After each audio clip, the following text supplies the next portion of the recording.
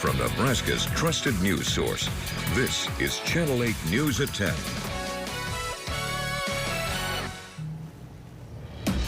We start tonight with our first forecast with severe weather looming after tonight's storms. Citizen journalists have been flooding our Now Local News app with views of the wild winds, downpouring rain, and flashing lightning. Now you can see here just a couple of views from the capital city area with the storms as they were sweeping through Lincoln on a night when tens of thousands of people are at a concert in Memorial Stadium. But those plans delayed for a while with Mother Nature's power on full display.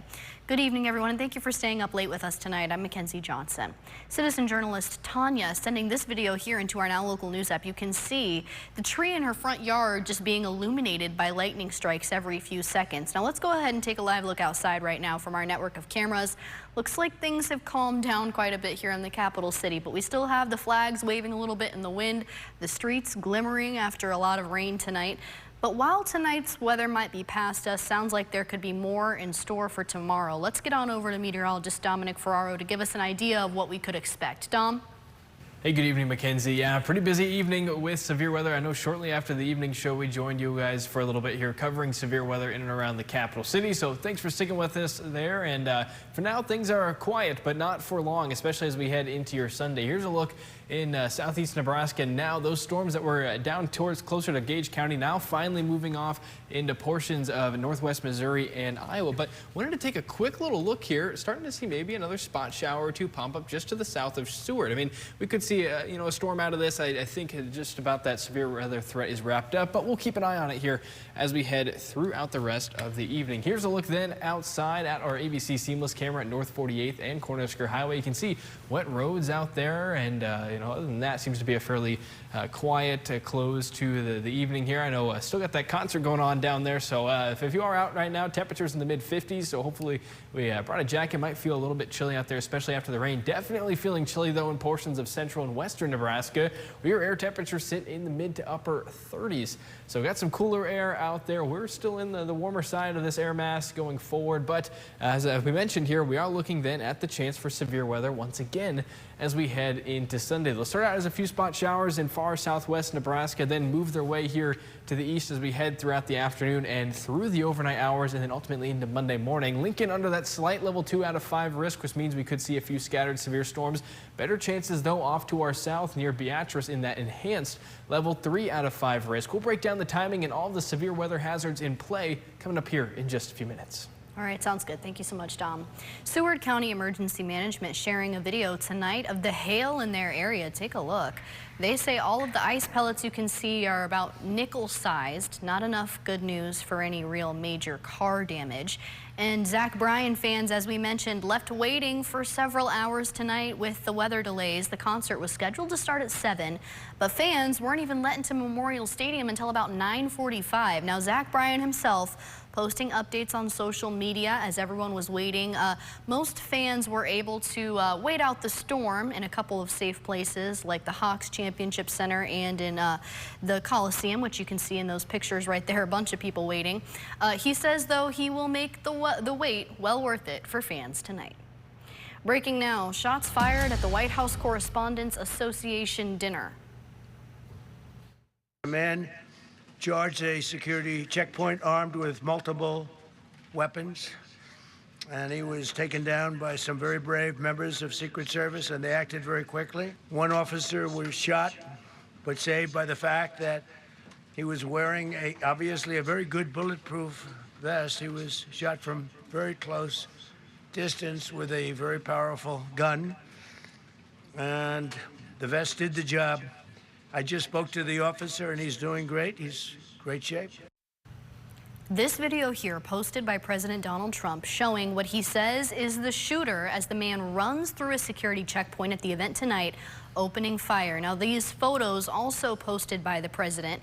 He says this is the 31-year-old California man responsible for firing at a law enforcement officer just outside of the ballroom where top U.S. officials were sitting. This behind me here is the shocking scene at the dinner just seconds after those shots rang out in the building.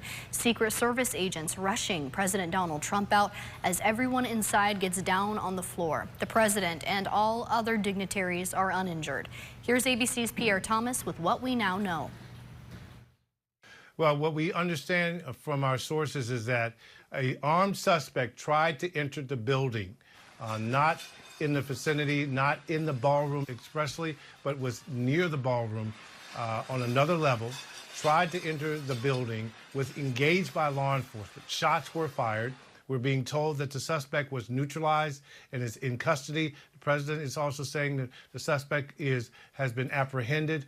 We are waiting information on whether anyone was injured, the specifics on that. But again, the backdrop here is one of the biggest events in Washington annually. The White House Correspondents' Dinner was taking place. The president of the Correspondents Association had just spoken. Dinner was about to be served, and all of a sudden we see a rush of Secret Service personnel and all other law enforcement make their way into the ballroom. Then we learned that shots had been fired, again, on a different level, not the level of the ballroom. They rushed the President of the United States out of the building, got him to safety, and now we're waiting on additional details about who the suspect is, what the person's condition is, and whether anyone else was injured. Pierre Thomas, ABC News, Washington. Congressman Mike Flood saying he was at the dinner tonight while those shots are being fired, and he writes that he hid under tables with others. Flood expressing his thankfulness that everyone is safe, including the president, but he's also putting out a plea to the American people. He writes in part, quote, "We need to do more than simply tone down polarizing rhetoric. We need to return to engaging in sensible policy debates." He adds a thank you to the Secret Service and other law enforcement agencies for stepping up and quickly detaining the shooter. Senator Deb Fischer echoing the thanks to law enforcement. She was also in attendance tonight. Well, a former Husker football player is now heading to the NFL. It was amazing, man. That was one I'll remember for the rest of my life. Playing at the Chiefs Stadium, man, that's crazy, man. I seen a couple of the Chiefs players out there. It was just a great environment, and then A little bit of foreshadowing for running back Emmett Johnson as he hears his name called in the draft today. And fans here will be happy to learn he's not going too far away. So which team will he be playing for this fall? Let's check in with our sports anchor, Jake Coleman, to find out. Jake? Yeah, Mackenzie, Emmett Johnson's name called in that 5th round of the draft today. Well, he's heading to Arrowhead. With the 161st pick in the 2026 NFL Draft, the Kansas City Chiefs select Emmett Johnson, running back, Nebraska. And there it is, the name everyone's been waiting to hear called. It took a while, but here we are. Former Husker football running back Emmett Johnson, now a Kansas City Chief, taken with that 21st pick of the 5th round. Here you can see him celebrating with his family and friends around him when that pick was announced. It's a surreal moment for the Husker football star. He's the only Nebraska player to be selected in this year's draft, and well, he will not be going far. And of course, Emmett Johnson is also the only second Husker to ever be selected by the Kansas City Chiefs. And of course, having already played in Arrowhead Stadium, which we already talked about, well, some stories just write themselves. We'll have much more draft talk, Husker softball and volleyball, all coming your way here on the Sports Center. For now, back over to you, Mackenzie. All right, exciting stuff. Thank you, Jake. New tonight, Lincoln neighbors coming together with one common goal. 4 neighborhood associations joining forces today to collect trash, recyclables, and debris. It's part of an effort to keep Lincoln and Lancaster County beautiful. Channel 8's Emma Norwood has the story for us tonight. Emma? Across Lincoln, neighbors are coming together to keep the city clean. Indian Village, Irvingdale, Everett, and South Salt Creek neighborhood associations all working together for a few hours. It's just showing that people can come together and work together for a common goal, and that we can do some maybe not such fun work, some dirty work, but have a good time doing it and enjoy it for the sake of being together and accomplishing something. People spreading out, collecting debris and trash from neighborhoods, with others loading up the items to be taken away. And one of the most rewarding aspects, lending a hand to those that might need a little extra help. We're running into situations with the inflation and the economy the way it is that, some people have to make hard choices, and it's sometimes hard to justify paying for some of the services that we're providing, or don't have the ability to haul things off themselves, so things kind of pile up. So we have people that are just going around and looking for stuff to pick up, to bring here, to take advantage of this program. One of the most common things found during their cleanup were tires, and by the end of the day, they had filled up 3 big bins full of trash. The spring cleaning bringing in people of all generations, teaching the younger ones the importance of giving back. Just being able to help out the community is really nice. It's definitely harder than spending a Saturday just like in bed playing video games, but it's definitely worth it in the long run. Well, don't go anywhere. We have more headed your way after the break, including pausing peace proposals, what the U.S. and Iran are planning now after canceling their peace talks in Pakistan. And another day of severe weather is ahead for your Sunday in southeast Nebraska. I'll make sure you have all of the latest information coming up in your full forecast after the break.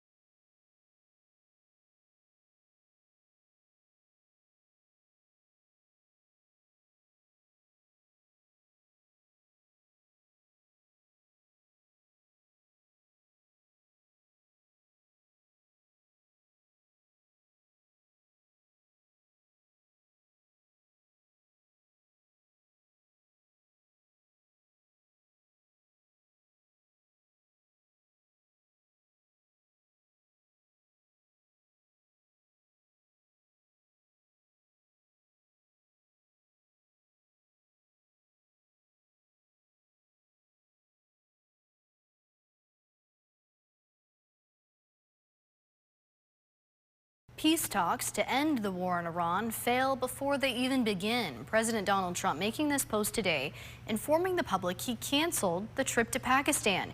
He says, in his words, too much time has been wasted, and if they want to talk, all they have to do is call. U.S. operations over the Arabian Sea are underway today, which you can see in this picture posted by Central Command. Tehran's top diplomat also no longer in Pakistan for the peace talks. Here's ABC's Andrew Dimbert with details on what the countries are doing now.